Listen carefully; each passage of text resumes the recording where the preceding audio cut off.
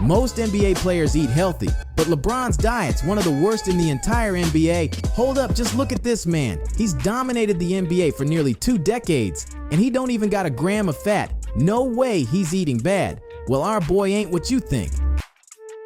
See, LeBron can't even sit on the bench without eating candy. He can't play in a game without stealing his fans' snacks. And off the court, it gets even worse. It is Taco Tuesday. But listen, man, I'm still a dude who plays basketball at the Y. We need an NBA player's input. So let's bring in LeBron's ex-teammate Tristan Thompson because he exposed all of LeBron's secrets. He has the worst diet ever for breakfast. He has like 5 French toast drowned in syrup, then he has like a 4-egg omelet and goes and just dunks on somebody. He'll come in with this 1-week diet vegan crap, but he literally eats desserts with every meal. Now you think LeBron eating like that, he would have a trash season, right? Well, you know anything about LeBron, it's that when it comes to the playoffs, he goes insane.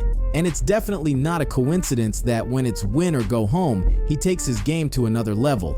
And guess what? It's all because of his secret diet. The things that I started cutting down is the sugars. You know, when it comes to the playoffs, it kind of slows down the process of recovery.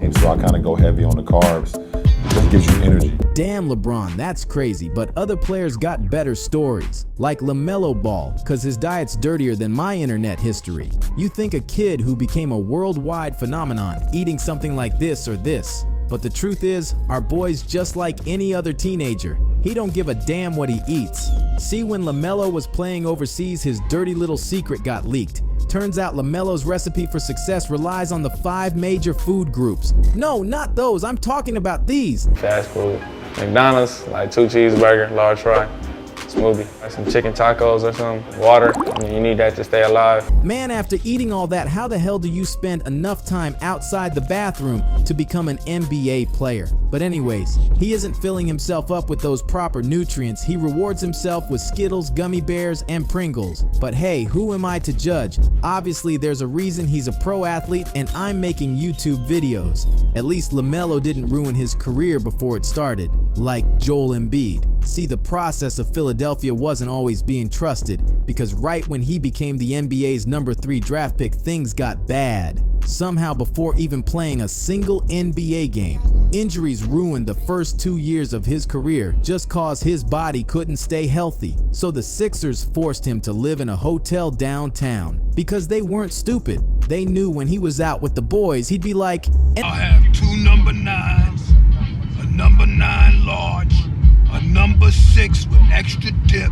and listen, we're talking about a dude who'd publicly clown healthy food. So from that point on, every single week, Philly's training staff made it a priority to personally stock his fridge with the good stuff. But every single time they stopped by his crib, pretty much nothing was eaten, opened, or even moved. So Philly needed to get to the bottom of this, and they started an all-out investigation. When the team got a hold of Embiid's room service bills, they couldn't believe their eyes. Most days this dude was ordering nothing but fast food, and with every single order, his favorite drink is a pitcher of Shirley Temples. So they let Embiid know that if he didn't change his diet, his NBA contract would be terminated. And Embiid thought long and hard, but he didn't come all this way for nothing. So he vowed to change kinda. He started eating chicken with kale and swapped out the Shirley Temples with bottled water, but sometimes he just can't help himself.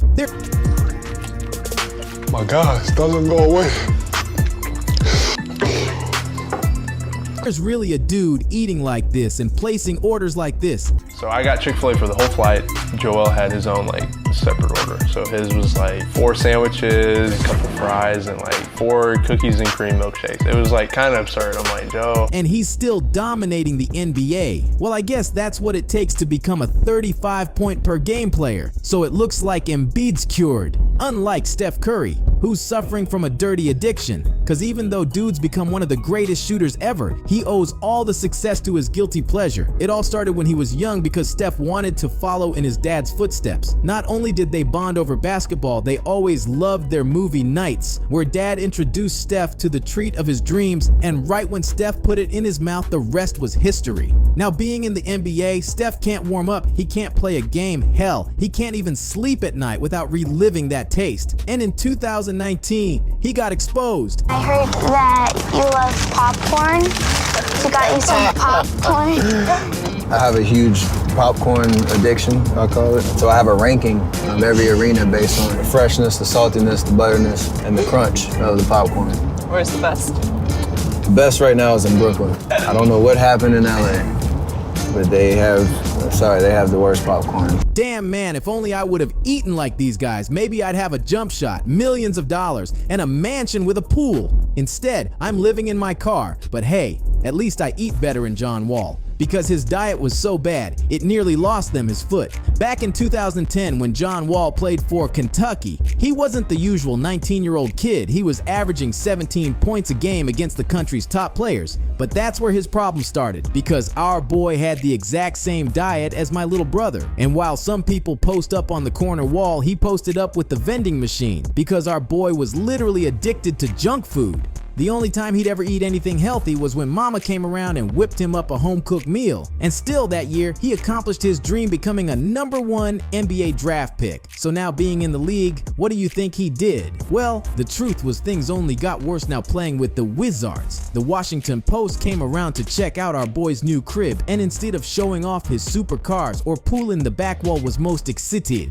about his pantry, cause it looked like something straight out of Willy Wonka's factory. Chocolate bars, honey buns, cinnamon toast crunch, while even admitting, I got all the snacks. All I do is eat snacks. I don't eat vegetables. My mama gotta make those, and listen to him, nothing matters, cause this was all his recipe for success. Wall came into the NBA, won Rookie of the Year, and instantly became one of the league's most athletic and quickest point guards. Just check these stats, man. Our boy was becoming an icon. Until, all because of his diet, devastating leg injuries made his career come crashing down. But Wall added hope cause. His $100 million contracts made him feel invincible.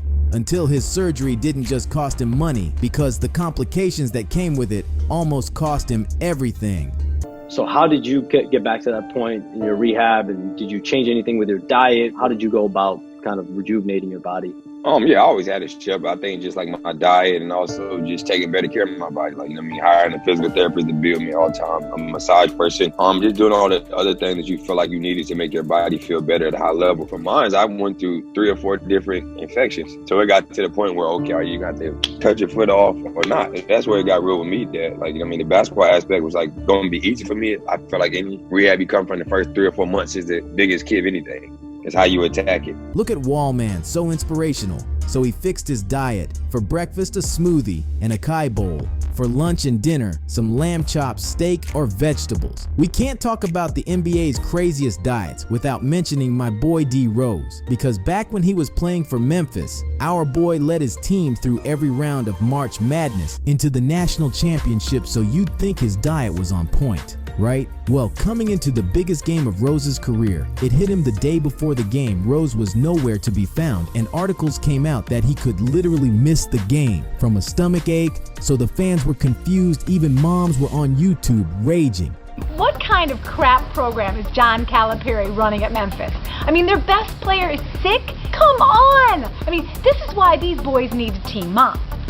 Cool story, Mom, but there's more to the story. See, the truth was, our boy had a secret. While most star athletes work out, eat the chicken broccoli rice diet, and throw on a protein shake, D Rose was built different, and right before the big game, one of his teammates exposed him. He eats gummy bears and Starburst for breakfast, Twizzlers and honey buns for dinner. That's why his stomach hurts. We tell Derrick the whole year to stop eating so many gummy bears and sour straws, but he can't. Nobody eats gummy bears more than him. Now Rose went on to play in that championship game, but they lost, and just a few months later, the addiction followed Rose into the NBA. Yeah, he was the #1 draft pick and instantly signed a $22 million deal, so he used some of those millions to hire a personal chef, but he still couldn't shake his nasty habit. Even his chef was scared for his life, saying he just eats candy, syrup, grilled cheese sandwiches, things kids eat. He never really eats real food. Now listen, we're talking about a dude who got a Skittles machine put into his house. But Rose wasn't worried, cause right when he came to the NBA, he took over. Look, our boy stepped into the pros and became unstoppable. He won Rookie of the Year and MVP and carried the Bulls to the playoffs. like he was so good he'd even eat candy while he was on the bench in the middle of the game. D. Rose was on top of the world until... You guys, you wanted us. You were crying out that you bypassed the harder team in Miami Heat. Rose came down bad on his left foot. See him holding on to his knee and down. He was flying and he came down wrong on the left foot. Now, whether it was an ankle or a knee, I do not know. This wasn't a coincidence. Many thought this injury was out of nowhere, but if you know how bad he was suffering from his addiction, you would have seen this coming. All those years of eating unhealthy was proven in a study that sugar weakens your bones and it increases your risk of fractures. So, in Rose's situation, there's no denying it, because he went on to get injured more times than I can count. And things have gotten so bad, coaches are literally afraid to watch him play just because they know any single night could turn into a tragedy. And Rose admitted everybody's got their poison. Mine's sugar.